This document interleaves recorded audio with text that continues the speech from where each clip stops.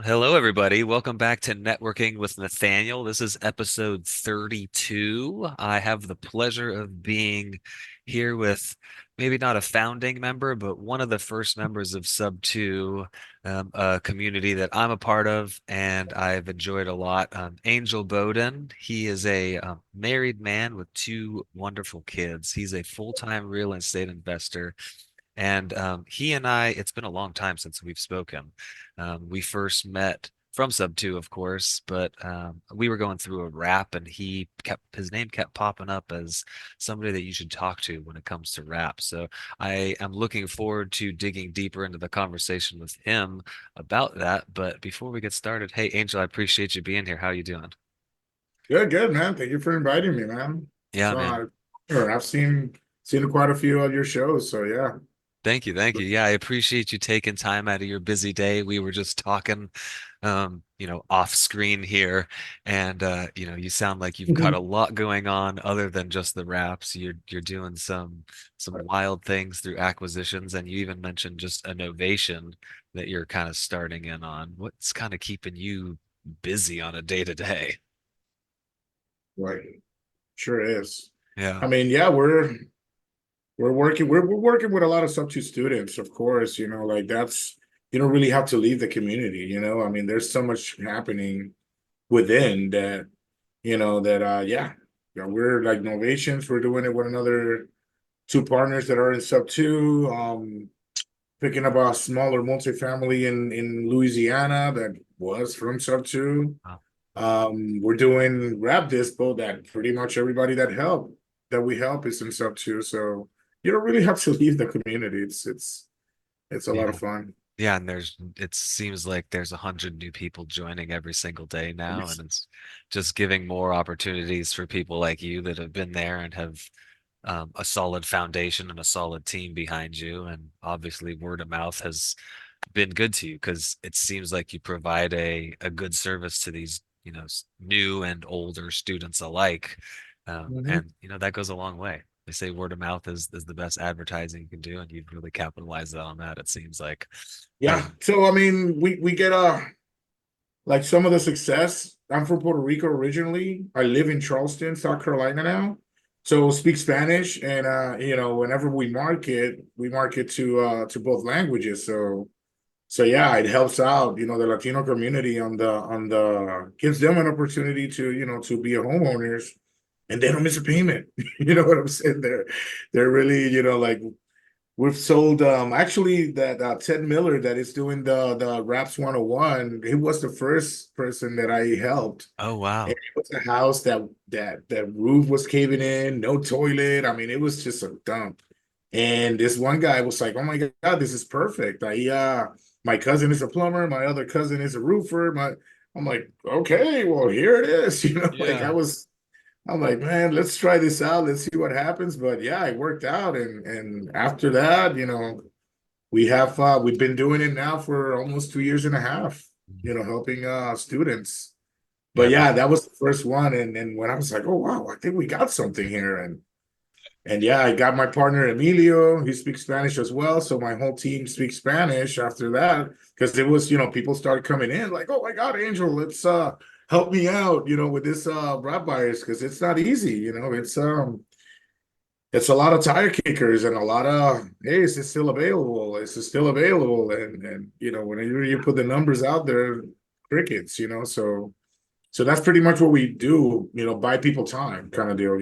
yeah, that was my experience, and um we'll get into that in a second. But just for I don't I I'm gonna guess that there's probably not a lot of people out there that haven't heard the term rap, but being the Mhm. expert here that you are, would you just like quickly describe exact kind of what a rap is? I mean, yeah, we're in the creative finance, community and world. So it'll be if you pick up a property on seller finance or subject to the agreement that you have with the seller, is this part, let's say a 2% interest rate, let's say of $90,000, picking up that subject to, you wrap your numbers on top and sell it to somebody else. Let's say that wrap looks like instead of the 2% that you picked it up, you put it at 5%, 6%, depending on, on your underwriting. And then on the cost of the property, you wrap your terms on top of that as well.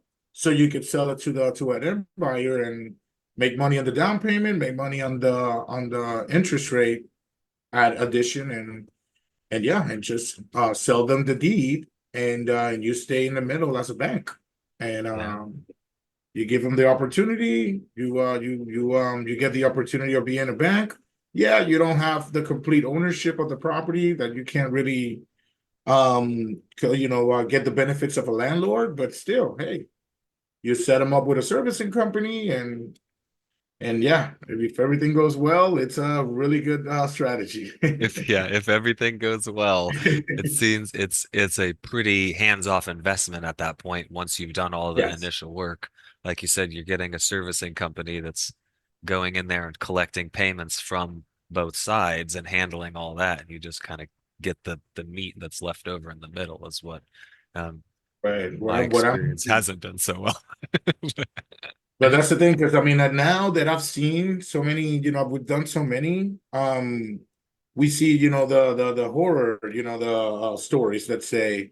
So one thing that we're kind of letting them know, the investors, the sub two students that bring them to me, it's like, hey, I don't do the RMLO, or I don't do the servicing company, and oh my God, residential mortgage loan origination, Yep. RMLO, Yeah. that qualifies or at least verifies that the buyer makes twice or more of what the mortgage payment is, or what the payment that you wrap to them is. Just so, just in case they come back and it's like, oh, he didn't he wasn't able to make payments, he doesn't blame you as a predatory lender, or and but still, even though the RMLO kind of qualifies them, it doesn't mean that they're the perfect buyer, So what do? I do, or I tell, the sellers, the investors, whenever they got somebody, to make a payment up front on the mortgage, just in case, that payment is late, because if they pay the servicing company late, the servicing company just cuts a check and sends it directly to the bank. It's not that they just wire the money. They take their time too. So I'd rather make a payment up front, and just in case something happens, at least you're on time, because you're still responsible for that payment, at the end of the day. Even though it's a Right. wrap, you don't have the deed, but still, you're the seller made an agreement with you, not with the buyer, So yeah, that's kind of one thing that I always tell them, like, hey, because it happens, man. Yeah. Crap happens. It's a long term. So Yeah, and we were talking about again off camera that crap has happened yeah. to us, and it's turned Brittany away from doing raps a little bit, but and that's part of the reason I was excited to have you on, is that your expertise maybe is gonna calm her nerves a little bit about going out, because it seems like a really powerful tool in the tool belt right now, is being able to go, hey, you know what, this property maybe doesn't fit as a typical long-term rental, but there's something that still could be done, and there's value that can be provided not only to the seller but to, the end buyer. And if you don't mind, like, what is it like? Why wouldn't the buyer just go to the bank and buy a property, or right? Yeah, great question. Because yeah, typical the most of the buyers that we get, and that, like I was saying, the Spanish market, let's say they're contractors, or they don't have enough this history. They just open their business on their, they don't have a history of credit, but they do have the cash. That's what I always joke about, that a lot of Spanish people, they don't trust banks, so they just put all their money below their beds. Mm. And yeah, I had that situation once, that they came in with a smaller duffel bags, like, hey, here's the deposit. Like, wow, what are you doing? Yeah. Go to the bank, man. But anyways, yeah, attorneys, doctors that are starting in their careers, they don't have the credit, but they got the money. And then yeah, or they don't qualify for they don't, yeah, they don't have the credit. They don't qualify for a traditional mortgage, but they got the funds and they got the monthly income. So we qualify them. Yes, we're the bank, but we got to make sure that yeah, with the RMLO and other tactics, let's say, and kind of like building rapport with them, you find out that if they're a good fit for your property. A lot of times, like we were talking about before, like sometimes, and that's one thing that I tell the investors that come to me these days. I'm picking my battles, let's say, because Okay. a lot of people come with hey Angel, get me 20%. Hey Angel, get 20% entry fee or down payment, or Angel, give me 12% interest. I'm like, why? Like why you want to do that? Put a good product out there. You know what I'm saying? Put a property that that it's gonna move quick and it's gonna be affordable, and and it's a less risk for the person to fail on the payments, even though they qualify, but you just inflated the crap out of it. And I've sold them too, don't get me wrong, but still they stay longer on the market. I mean, I had to answer to a lot of people. So I'm like, hey, let's just be a little bit where the market interest rates are at, and try to be on the 10 to 12% entry fee or down payment. Hmm. And another one is, please, if you have a deal and the only exit strategy is a wrap, don't lock it up. Don't lock it up. Please put it on an option contract. Put it on an option contract and then send it to me. Okay. Because if not, that's the only exit that you have. And now it's like, oh God, so the angel told me that he was gonna sell it, and now it's not moving because obviously the numbers are high. Yeah. And now you make me look bad and you look bad, and now you're still paying mortgage payments and everything is a mess. Yeah. So I'd rather like pay says, say, I might not be your buyer, but let me see if I can find non-traditional buyers for this property. Here's an option contract. And at least if it didn't work, hey, we tried, Right. but I mean, you're not stuck with the mortgage payments and down payments and lenders, and oh my God, it's I've seen some crazy stuff out there.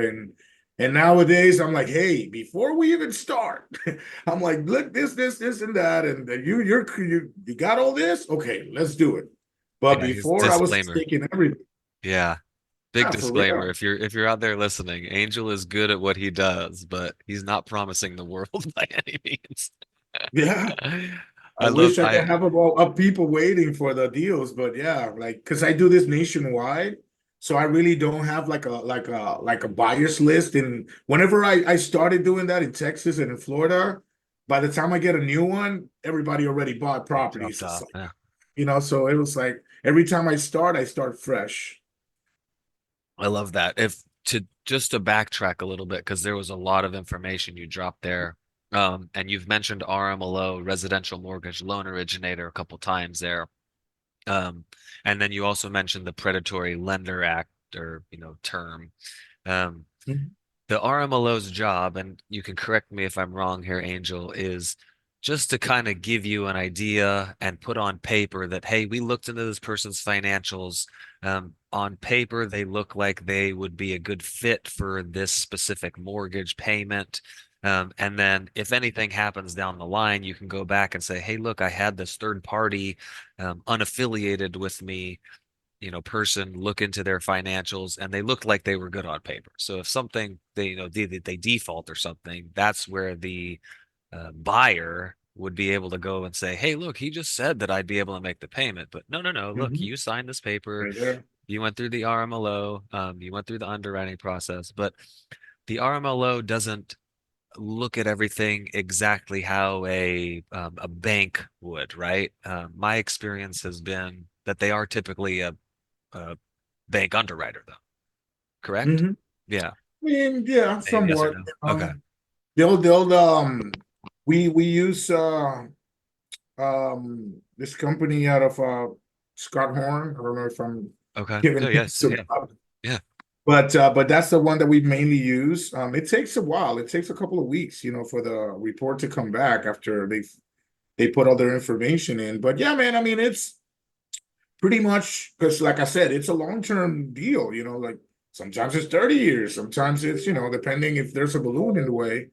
But but yeah, they're verified. That everything is legally, like they do qualify for the lending that you're providing to them.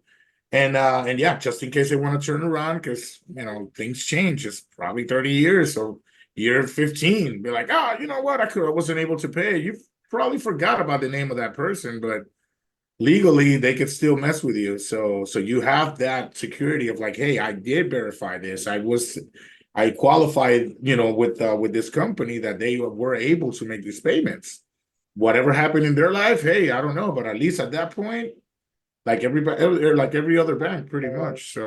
Have you seen this So yeah, happen at all in your experience so far in your I've never. I mean, no. we've been doing it for what, for the 2.5 years, so it's still early. Let's Yeah, say, yeah. like, so yeah, because that's what I'm saying. It's a longer term relationship. It's Right. not just wholesale or a flip and that's the thing too, man.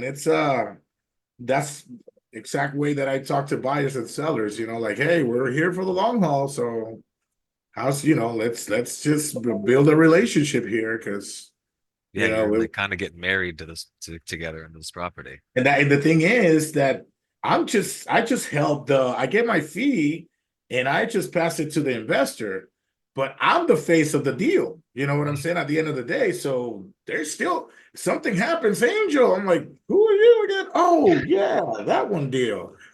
And yeah, so I'm still, kind of like the point of contact. I do connect them, but I build that rapport at the beginning of the deal. So they feel kind of like, hey, you're still here. You're still part of this. So I gotta talk to you. But I don't mind.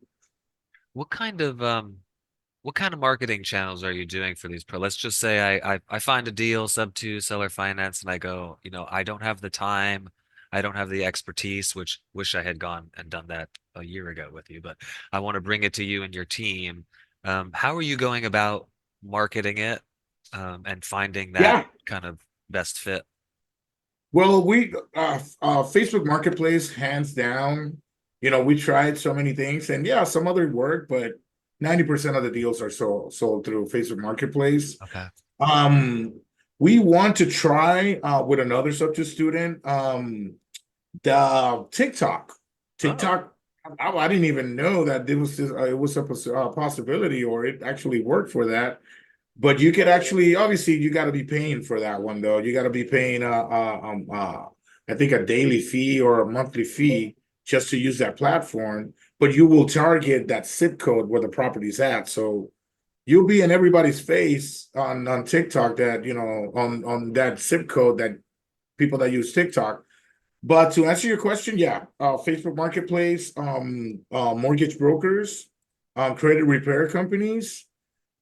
We do Craigslist, but I'm just losing my time. I mean, it's just like I don't even know why I do it for really? real. 'Cause it's just, but yeah, what we do is just we go to a local buy, sell, and trade pages. We don't just put it on Marketplace. Okay. We join these groups on the Spanish and on the English side, and Okay. yeah, and then we'll start advertising there, and is it available? Is it available? Starts. Yeah. So Yeah, tell me a little bit, tell us a little bit more about that. Is it available? Is it available? Because it became, it was a part-time job at least. what?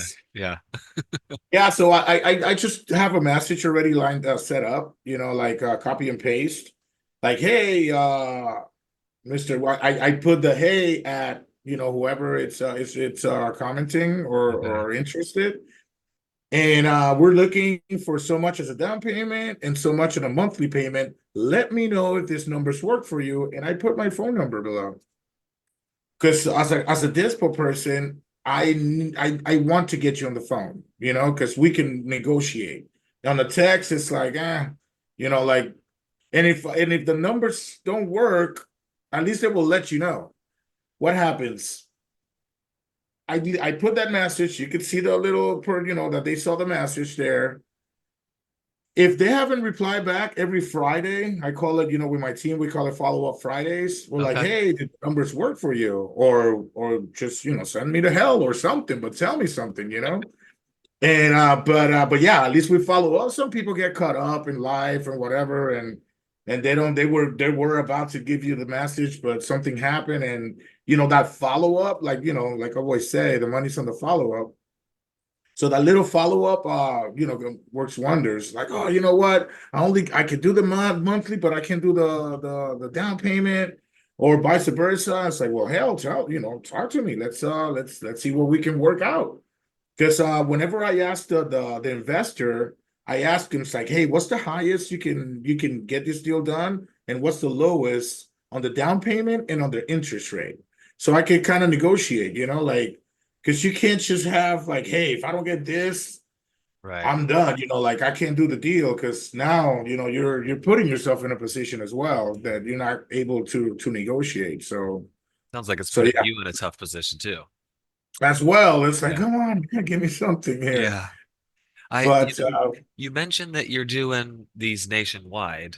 mhm. Two questions, I guess, is are there any demographics, maybe size of population, things like that that you would steer clear of? And then, how, well, let's just start there. I mean, it all depends. Like I do actually verify how big the Latino community is Okay. on those areas. Because I mean, there's a buyer for every property. You just gotta find where to buy, where to find them. Some people like to live outskirt of the bigger cities. Some people like to live in the cities. The Latino community, they like to have their animals and their land. So that always helps. Like one thing that I really don't, that I will tell people to stay away from, it's HOAs. I really like my acquisition team. Like if it's an HOA, we don't follow through too much on the follow-ups and stuff like that on the acquisition, and that's for our sub twos and our deals, because it's the exit strategies are a lot less. That HOAs don't let you do a lot of stuff, right? Yeah. So what happens? People like to have their land. People like to do whatever they want with their property. So when HOA comes in, it's like restrictions, restrictions everywhere. So yeah, if you want to stay away from something, stay away from HOAs. Okay. Yeah, that's Feel what yeah. I was. And so it doesn't sound like, population 200 isn't necessarily a turnoff. Population Correct, because I 200. still I still market to the bigger city, Okay. Yeah. closer to the little town, and everybody in the little town are part of that big city Facebook marketplace page. Right. So, I could still find them. And obviously I got to put on the description, because before, when I started this, I want to say like a year and a half ago, it changed that you can actually put the address of the property on the description. Hmm. Now you can. Now it's like what bedroom and bath. So on Okay. the description on the bottom, I still put the address, and hey, seller finance opportunity in Spanish and in English. And I put pretty much all the information because people don't read, like people are like, hey, where's this at? Like, dude, it's It's right right there. there, the Yeah. map. But now I know, it's like this is questions that always comes. Like, all right, let me just make my life easier, and I just put the description and everything. I don't go like, oh, a beautiful house in the neighborhood of nah. You Just make like, the dude, here it realtor it. is. This is what we got, and boom, Yeah. And whenever they show interest, here's my information. If you're interested, call me. If not, next. As You far know. as like kind of managing expectations, would you say a more rural house takes longer than a, more in the city house, or maybe I not? think it's the opposite. City houses take longer Really? because Okay. of the land and the less restrictions, traffic. Okay. COVID taught a lot of people that they don't need to be right next to work. They can work from home, So, like I said, having land, chickens, and all this other stuff off the grid kind of deal Yeah, more to incentive. move. I mean, I don't know. It's just it all depends. I mean, I'm not saying that it's 100%, but yeah, it all depends because, like for instance, we sold a house for Jesse in Alaska. Oh, right. You know, that was in the city, Anchorage. I mean, yeah, it was. So that was a condo, and we still, you know what I'm saying? It all depends. It's Yeah. just like I was telling you. There's a buyer for each property, so you just gotta keep going and keep renewing that post Okay. and putting it out there. But yeah, And I'm gonna guess at the answer to this, but I'm gonna ask it just to verify it. Is like a house that's pretty remodeled already versus a house that needs some work? Like, you will is think you know the answer, but properties that are messed up are moved quicker than newer houses. oh, okay. I was gonna say that I was thinking like they'd kind of be evened out, like there's Man, buyers for each, like you're saying, but interesting. the Okay. newer houses that are like, for instance, a lot of people do the low equity, right? So it's newer houses that have been in the market for 2020s or 2021s, whatnot. People tend to think that whenever they see a newer property, they tend to think it's a scam. You Mm, know what I'm saying? For some reason, but they see a house that has a little bit of value at, even though the number is ARV price, but has, like the floors or a couple of holes in the walls or the paint. I mean, something that needs value at.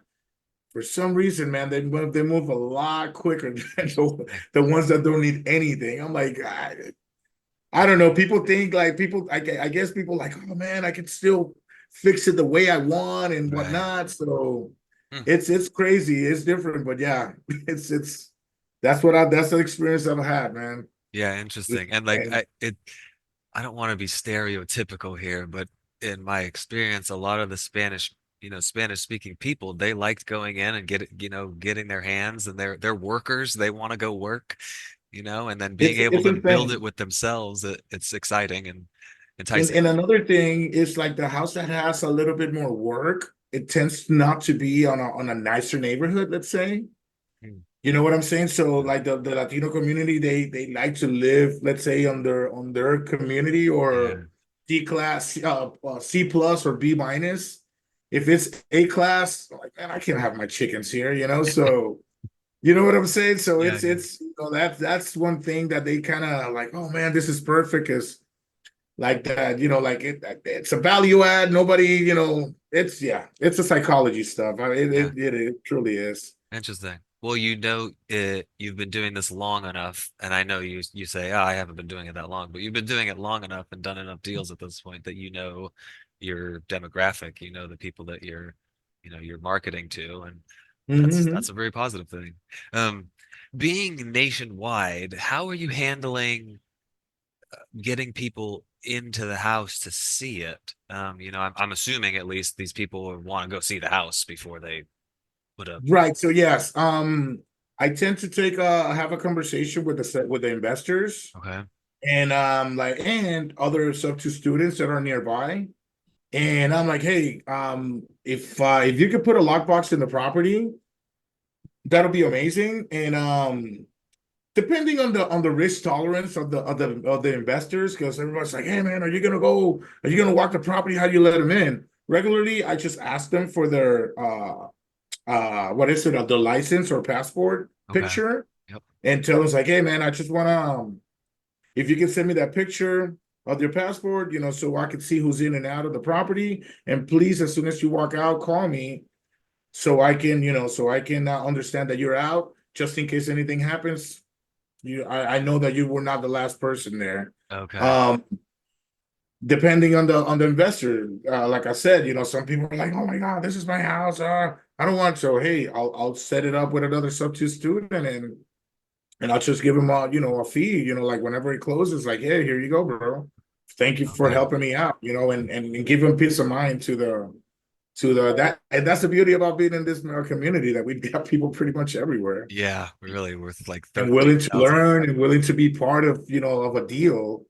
The newbies as well, like, oh my God, I was there, I was in the house, and yeah, they learn, talking to the sellers and understanding how everything. And sometimes I'll explain to them, it's like, hey man, this is what we got going on, this is this, and I connect everybody, so it's pretty cool sometimes. Yeah. But yeah, lockbox, It's important. ID, or somebody that could be boots on the ground. Yeah, and I asked, we did, and it probably came from you, was asking for the ID and putting a lockbox on there. We had the one that we did in Spartanburg, we had a local sub two student go over there, put a lockbox on it initially, and then we did have, I mean, we had just, it was a nightmare. We talked about it. It's like somebody didn't put the key back and so Oh there was a missing no. key, and then the squatters ended up in the property and and that was, I think, unrelated to the lockbox. They had broken a window and like the delayed Oh closing. boy. Yeah, it was a nightmare, but of a process. But um, I appreciate you sharing all this with me, Angel. I know, like we talked about, you're one of the first people that I've had on that I'm like, this is somebody that we can definitely bring deals to because we're looking for, we're looking to up our monthly cash flow. And the wraps are such a great vehicle for that. Like you said, you may lose some of the other benefits of property ownership, the depreciation, the appreciation, but um, getting that monthly cash flow and hopefully getting most or all of your money or more even sometimes Yeah. back out of the deal is a really positive, you know, asset or yeah, asset of this thing. Oh yeah. What is what does the next kind of 3 to 6 to 12 months look like for you and your team, Angel? What are you kind of Man, working on? um, I'm working actually a lot with the Latino community on the investment side of things. Like Okay. there's a lot of I'm doing speaking events with them and teaching them, like the creative finance side of things. So that's and in the Latino sub two, well, I don't want to call it sub two Latinos, but there's a Latino group in sub two as well. So we're pretty much, ramping up on that side just to try to, because Latinos don't sell properties, but they buy, you know what I'm saying? Yeah, yeah. But yeah, that part, we're working on buying smaller multifamilies. Okay. We're trying to acquire at least, 10 8-plex minimum, like until 50-plex, Okay. but 10 properties that got all those doors. And yeah, we're doing novations. We're doing a lot of work in Jacksonville, Tampa, and Orlando. We got 3 teams with contractors and realtors out there, only fix and flips and novations. Okay. We're not keeping anything in Florida because of taxes. And then yeah, and bringing up the rap side of business, it turned on it from a side gig. It's becoming a full blown business now with partners and yes, we got a Podio link that I'll share with you just for whoever wants to to work with us. And yeah, man, a lot of things, a lot of good things. Are you going to Squad Up? I'm not going to squat up. I I'm thinking, I'm still like, oh my God, I got so much crap going on and it's throughout the week. I So it's haven't been like, to a big event like that yet. Maybe a little mindset issues on my part. We do have a lot going on. We travel a lot for family because we live on the, oh, gotcha. I don't know if we've talked about it. Our family, Brittany and I's family, is on the West Coast. And so we're on this Hmm. other side of the country. And with the kids and the grandparents on the other side, we like feel obligated. Well, not obligated, but we want to, we want to go Right, back right, there right. and So visit. that's your vacation, pretty Yeah, much. that's it. And then we try to do twice a year. We've been successful at doing it twice a year. And then That we have Northeast family as well that we go and visit. And then our personal, we want to do personal things. And it just doesn't typically line up very well to go for me to leave and yeah. go do big events like Oh, the that. whole family. Yeah, Yeah. it's We need difficult to to take leave. everybody. That's what it's got to be. It's got to be everybody goes. One day Nathaniel goes to the event. The next day Brittany can go to the event, and the other person's taking care of the kids the whole I'm time. actually working with this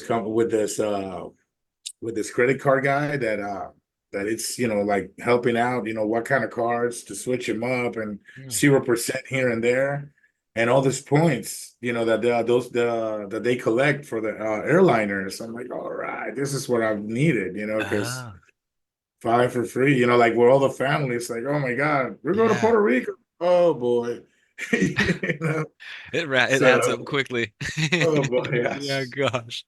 Um, Uh, if I could ask you, I should have mentioned these beforehand. I have a couple questions that I like to ask everybody at the end of our conversations is mhm. What is kind of, if you could think of one, what's the biggest life lesson that you've learned at this point? And how did you, what did you take away? Oh How did my you, God. yeah, put you on the spot? Upfront contract and Ah, sincerity, like at the beginning, like whenever you start wholesaling, let's say, yeah, I'm your cash buyer. Yeah, I'll close in 5 days. And you're lying your ass off, yeah, So it's like, oh my God, now like my conversations are completely different than when I started doing this business. I just, whoever lies have to remember too many things. You know what I'm saying? So it's like I'd rather just be completely, upfront, like, hey, this is me, I'm an investor, this is what I need. This is, like like be honest about everything. And honesty and what is it? And having that abundance mindset, it's another one, because it's like, hey, if I'm not your buyer or we cannot make this happen, other opportunities are going to come in. Or hey, if that other person offered more, yeah, that I think that's your best batch, yeah, it's your best bet. I'll find some other opportunities, but at least you're taken care of. I'm yeah, not here like trying to, like trying to beat people up or none of that stuff. yeah, It's strong arm in them. easy going, and Yeah, things will open up. It has been. I love that. I think that um, leading with honesty is prudent. Because You can like you sleep said, at night, it's hard. you Yeah, can. it's hard to keep track of lies and you spin a web and what did I say to him and her? And it's not to uh, say that you can't use, especially being in sub two, or even if you're not in sub two, there's a lot of people that you can partner up with. Like you can say my partners, right? It's all day okay long. to, it's okay to use other people's stories because we're going to lean on each other and help each other out. But Be wide yeah, just open, like yeah. you're saying, yeah, I can close in 3 days. I'll pay 100% over market value. Like, yeah, you're crazy talk. Yeah, So I man. love that. Yeah, it's it shifts your mindset too to like being able to Yeah, provide value and lead with servitude.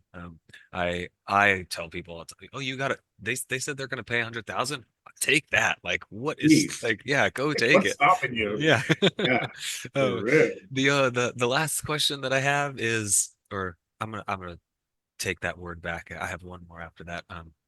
Any books, any podcasts, any documentaries that have affected you positively, negatively, anything you're just interested Yeah, in? I like I've been doing a lot of speaking events lately on the Latino community. And yeah, 100 people in front of me are like, oh crap, like so the art of public speaking, Okay. the art of storytelling, it helps, it has helped me, like conquer my fears of stage, speaking, let's say. And the one thing book, I just finished that. it's such a good book because like on creative finance, the world that we're in, it's like a squirrel effect, like, oh my God, oh my God, oh my God, and now I'm kind of narrowing, like, okay, well, this is I'm Latino, so why am not I am not working with my Latino community, and let me just focus on that part so I could bring value. They bring value to me. I mean, I'm helping them becoming homeowners and possibly become helping them become investors. Just to give them the opportunity that it's a possibility. We're Yeah, the land of opportunity. I love So that. yeah. It's funny you mentioned about being in front of 100 people. Oh Um, God, dude. I went and First taught. time. Yeah, God, I went. It's so I did a public speaking class 20 years ago when I was in college. But it's been literally that long since I talked in front of more than a couple people. And I went and talked in front of a group of sixth grade. I think they were like, six junior high, sixth graders. I'm sweating, just Ew. super nervous. Like, and it was 12 of them or something like that. Just like I even told them, I'm like, I'm super nervous. I have note cards here. Like the words were blurry as all heck. Oh my. Yeah, yeah. I should have read the book It's a first. mental thing. It is. It's practice, but still, Yeah, man, those first couple of dead times, it's like, oh my God, just can this please end? yeah. Just get I'm through it, out. please. Well, it was a pleasure having you on. If there is, do you have any parting thoughts, tips, anything like that? Yeah, just be honest, man, up front. Just make it easier for all of us, let's say. Because I mean, when an investor starts making bogus moves, it makes all of us look bad. So Yeah. just be straightforward, man. It's there's not you can't you're not going to be able to buy all the properties in the whole nation. So a lot more opportunities are going to come by. Yeah. So I yeah, love do that. the right thing. Well, I appreciate you, brother. I know we're gonna do some stuff together. Yeah, We're man. we're look we're actively, buying. We've put our buyers hats on. We've shut marketing down, as far as acquisitions go. And other than locally in the Augusta, Aiken, South Carolina area, where we're doing flips as well. We're just looking to Dude, buy properties for. What was I that? got a piece of land in Augusta. Oh, Let's talk about let's that. talk about The yeah. vacant land, and the house burned down. It's clear. Okay. So, Okay. and I think on the Masters we have our meetup, right? We do. I mean I'll be April there. 8th. Yeah. Awesome, dude. I'm I'll helping be put there. that on. I'm actually going to Oh, Dave and Buster's nice. tomorrow to scout it out Good and see stuff. where we Yeah, I can. saw that. Yeah. Well, there you So, go. yeah, I'll Good keep you stuff, posted on man. that too. It was a pleasure, brother. I'll let you get to All it. right, bro. Later.